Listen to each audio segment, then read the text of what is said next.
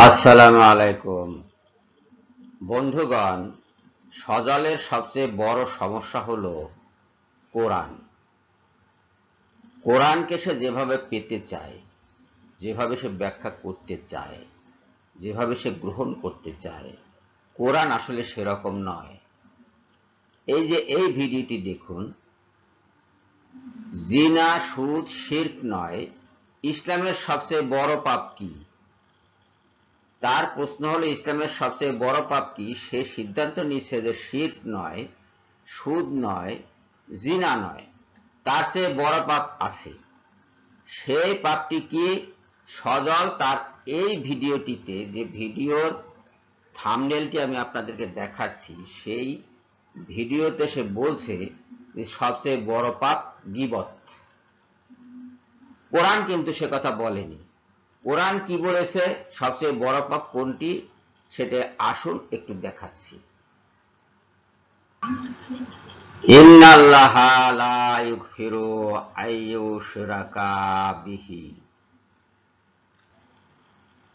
ওয়া ইগফিরু মা দুনা যালিকা লিমান ইয়াশাউ। সূরা নিসা আয়াত নম্বর 48। নিশ্চয় আল্লাহ তার সাথে শিরক করলে তাকে ক্ষমা করবেন না, এবং তদ্ব্যতীত যাকে ইচ্ছা ক্ষমা করবেন। এবং যে কেউ আল্লাহর অংশী স্থির করে সে মহাপাপে জড়িয়ে মিথ্যা রচনা করল। তাহলে এই আয়াত অনুযায়ী, সূরা নিসার 48 নম্বর আয়াত অনুযায়ী, আল্লাহ সমস্ত পাপ ক্ষমা করবেন যদি তিনি চান, কিন্তু শিরক কখনো ক্ষমা করবেন না। তার মানে সবচেয়ে বড় পাপ শিরক। অথচ সজল বলছে যে জিনা নয়, সুদ নয়, শিরক নয়, অন্য একটি পাপ আছে ইসলামে যেটি সবচেয়ে বড় পাপ। তার মানে কোরআনের বিরুদ্ধে দাঁড়িয়ে সে কোরআনের বর্ণনা দিচ্ছে। এই সমস্যা থেকে কিভাবে আপনি মুক্তি পাবেন সেটা আপনি জানেন। সজলকে নিয়ে আপনি কি করবেন তা আপনি জানেন। সজলের এই ধৃষ্টতা শুধু এখানেই শেষ না, আর একটু ধৃষ্টতা আছে, সেটুকু একটু পরেই দেখাচ্ছি। যে ধৃষ্টতার কথা বলেছিলাম সে ধৃষ্টতাটি হলো এখানে। সজল প্রশ্ন করছে, কেন আমরা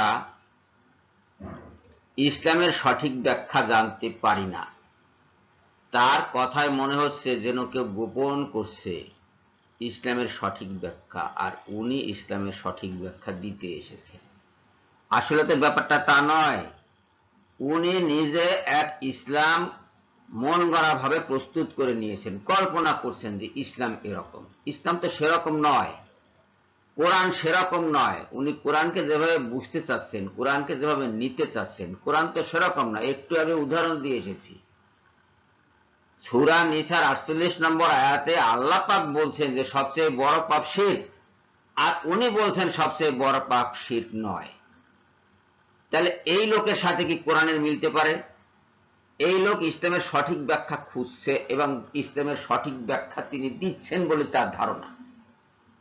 মানুষকে তিনি ইসলামের সঠিক ব্যাখ্যা দিচ্ছেন, আর দুনিয়ার যত আলেম আছে সবগুলাকে মোল্লা মুন্সি বলে গালাগাল করছে। মোল্লারা সব গোপন করছে, এবং এই যে এখন ইসলামের সঠিক ব্যাখ্যা কি সেটা উনি দিতে আসছেন। এই ভিডিওতে, সজলের এই ভিডিওতে বলা হয়েছে যে গীবত সবচেয়ে বড় পাপ। এবং গীবত বলতে তিনি কি বুঝিয়েছেন? গীবত বলতে তিনি প্রধানত ওইটাকে স্থির করেছেন যেটা তার বিরুদ্ধে মানুষ বলছে। যেমন আমি বলছি, এখন আমি তার ব্যাপারে কথা বলছি, এটা গীবত হিসেবে তিনি নিচ্ছেন। কিন্তু গীবত আসলে কি?